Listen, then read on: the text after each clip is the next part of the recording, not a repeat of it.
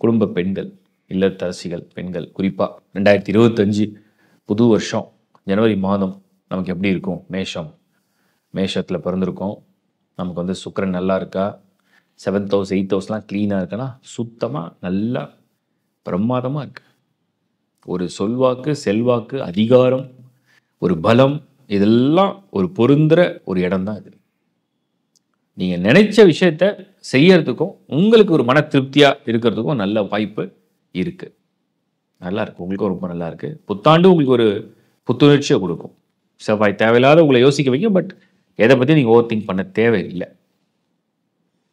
Health ஆஸ்பெக்டில் ஏதாவது ஒரு பாதிப்பு, ஏதாவது ஒரு மைனஸ் இருக்கா? ஆல்மோஸ்ட் எந்த கிரகமும் வந்து ஒரு பொருந்தாத இடத்துல, ஒரு 4ஆம் இடத்துல இல்லை 8ல் அந்த மாதிரி பொருந்தாத இடத்துல ஏதாவது தொல்லை பண்ணுற இடத்துல எங்கன்னா இருக்கான்னா ஒன்றுமே இல்லை.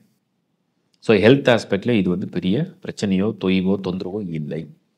அதுவும் க்ளீனாக இருக்குது. சீனியர் சிட்டிசன் உங்களை பொறுத்த வரைக்கும் இந்த ஜனவரி மாதம் நீங்கள் ஏதோ சின்ன சின்ன முயற்சியில் இருக்கிறீங்க. ஏதோ சில விஷயங்களை வந்து தேடி ஒரு முயற்சி எடுக்கிறீங்க. ஒரு பலனை ட்ரை பண்ணுறீங்க. ஒரு ஒரு ஒரு ஊர் விட்டு ஒரு ஊர் மாறலாம்னு நினைக்கிறீங்க. ஏதோ ஒரு விஷயம் பண்ணுறீங்க. நிச்சயமாக அதெல்லாம் நல்லபடியாக செய்ய ரொம்ப நல்லா இருக்குது பலன்கள். ஒன்றும் குறைகள் இல்லை.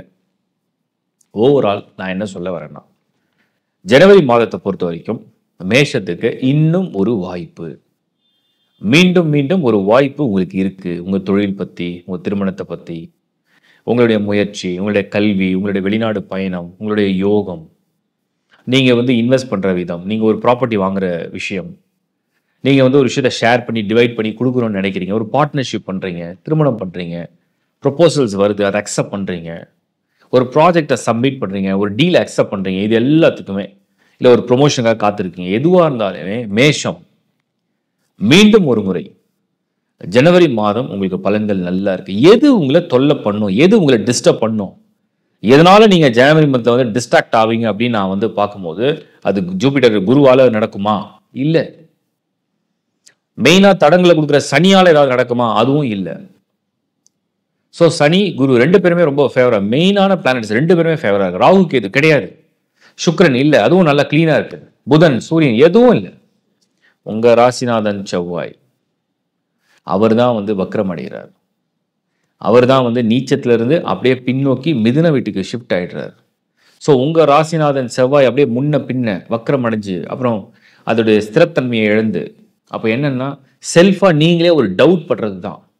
இது கரெக்டாக, இது தப்பா, இது செய்யலாமா, செய்யக்கூடாதா, இது செஞ்சால் கரெக்டாக வருமா, இது முயற்சி பண்ணலாமா, கைவிட்டுலாமா, பாதியில் ட்ராப் பண்ணலாமா, வேறு ஷிஃப்ட் ஆகிடலாமா, எதுக்கும் ஒரு தடவை கிளாரிஃபை பண்ணிக்கலாமா, எதுக்கும் எதாவது சஜஷன் கேட்கலாமா, செல்ஃபாக நீங்களே வந்து கன்ஃபியூஸ் பண்ணுறது மட்டும்தான் உங்களுக்கு இந்த மாதத்தில் நீங்கள் செய்யக்கூடிய மிஸ்டேக்ஸாக இருக்கும்.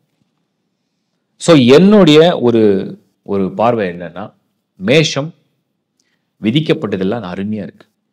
ஓவர் திங்க் பண்ணாமல் உங்களுக்கு என்ன தேவையோ அதை நீங்கள் பண்ணிட்டு போயிட்டே இருங்க. நல்லதே நடக்கும். மனமார்ந்த வாழ்த்துக்கள்.